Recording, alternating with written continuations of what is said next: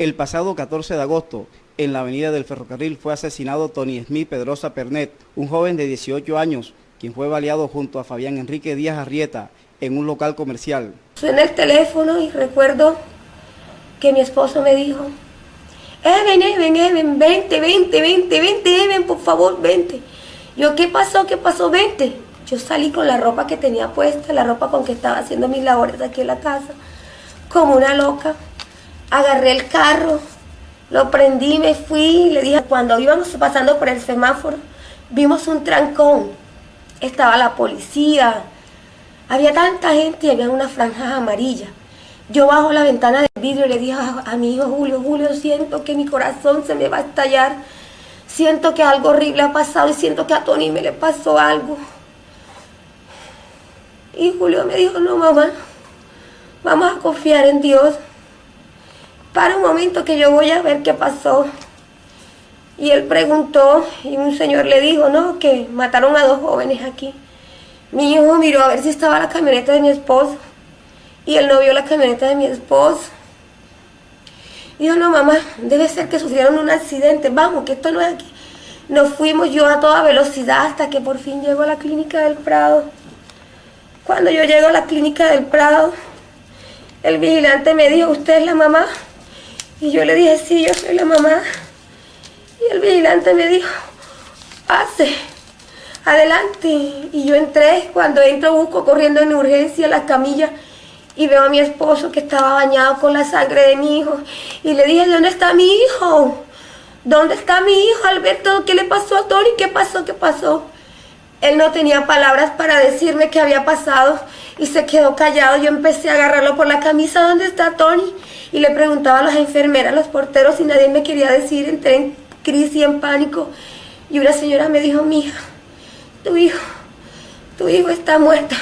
Y yo dije: ¿cómo así que mi hijo está muerto?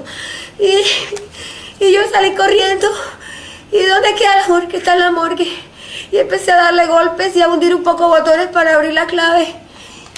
Y cuando yo entro ahí, salgo corriendo, me decía: para allá no es, para acá. Y unos enfermeros se solidarizaron. Cuando yo entro, yo veo a mi hijo cubierto con una sábana y le veo sus zapaticos, le veo sus pies. Y yo dije: son los zapatos de mi hijo. Y yo agarré y le quité la sábana. Y cuando le quité la sábana, yo vi cómo salían las lágrimas de mi hijo y él empezó a vomitar sangre. Yo lo agarré, lo abracé. Cuando lo abrazo, que lo pongo así, yo sentí algo gelatinoso en mis manos y me di cuenta que tenía los sesos de mi hijo en mis manos. Mi hijo tenía toda la cara destrozada, tenía toda la cara dañada con huecos en la cara y como que los dientes afuera. Y lo reviso en su pecho y me doy cuenta que tenía muchos tiros aquí como debajo del pecho, diferentes partes del pecho tenía muchos huecos y él se derramaba en sangre como si fuera un colador. Y yo decía que ¿quién le había hecho eso a mi hijo? El padre de Tony fue testigo presencial de este lamentable hecho. Estaba con mi hijo Tony en el audio tienda de audio Pipa. Pues la verdad no conocíamos el negocio ese, simplemente pasábamos curioseando, queríamos ver cosas de sonido para el carro. Nosotros pues llegamos, paramos el carro ahí enfrente, entramos a averiguar. Estaba hablando con el señor, nos mostró las mercancías, nos mostró los diferentes aparatos que tenían ellos ahí a la venta y pues Tony y yo en alegres porque estábamos cotizando y en alguna oportunidad que tuviésemos algo de dinero, pues poder de pronto comprar un aparato de esos. Yo escucho los impactos, una cuestión estruendosa y obviamente uno queda aturdido, impactado y lo primero que hago, lo hace uno es voltear a mirar hacia atrás a ver qué pasa y me pegué hacia la pared. Cuando yo volteo a mirar hacia la pared, veo que Tony también está pegado a la pared en la misma posición mía, pero en ningún momento veo a Tony herido Él le continuó disparando al señor que estaba enfrente mío y obviamente el susto era impresionante. El señor cayó y de igual forma le continuó disparando. Cuando él se va, yo lo primero que agarro es a irme y darle la mano a Tony, a mi hijo. Pero cuando le doy la mano a Tony se resbala en la pared y cae en el piso sentado. Yo quedé impresionado porque yo no entendía por qué Tony había caído si en ningún momento vi que le hubiesen disparado a Tony. Lamentablemente los primeros disparos que escuché fueron los que impactaron a Tony. La madre del joven acribillado a tiros habló para Santa Marta 24 horas, haciendo claridad de quién era su hijo. Tony era un joven de 19 años. Él desde pequeño creció en una iglesia cristiana. Nació en la ciudad de Venezuela. Yo lo registré aquí en Colombia, o sea, era colombo-venezolano. Un joven bueno, honesto, un joven de muchos valores. Él era un joven que dejó un legado con su partida, de humildad, de amor. Y yo siento que con todo esto que me ha ocurrido, no solamente mataron a mi hijo, sino que también siento que me han matado a mí. A veces me pongo a pensar que sí vale la pena seguir viviendo, porque todo esto ha sido tan duro para mí, como para su familia, como para la gente que lo quería mucho.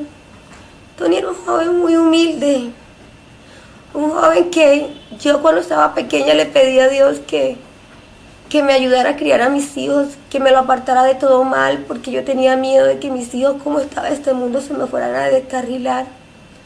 Y yo sentí en cierta forma que el Señor me ayudó con ellos, Él iba delante de ellos y los protegía. Tony, donde quería que llegaba, Tony irradiaba en su rostro, con su sonrisa, una paz y una tranquilidad. Con el corazón en las manos, Evelyn Pernet señaló de los sueños de Tony. Tony tenía muchos sueños. Uno de los sueños más grandes de Tony era entrar a la escuela de oficiales de policía. Él se presentó el año pasado, pero por cosa del destino, Tony no pasó.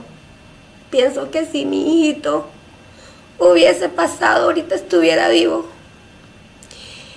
Tanto se hizo ganar Tony el amor de los señores policías, agentes de policía aquí en Incorporación de Santa Marta, que Tony trataba al máximo de ganárselos con su cariño, con sus atenciones, les hacía mandados. Ellos tenían tanta confianza en Tony que lo tenían en cuenta en todo. Entonces, ¿qué pasó? Que el día lunes nos presentamos a Incorporaciones a averiguar si habían llegado las carpetas. Y le dijo el cabo que le tenía mucho aprecio. Le dice, sí, mi Tony, ya llegaron las carpetas. Con la ayuda de Dios mediante, para el viernes le estaríamos entregando sus carpetas. Él empezó con una alegría y con una felicidad a decir, mamá, yo estoy completamente confiado en Dios, mamá, que esta vez sí voy a pasar, mamá.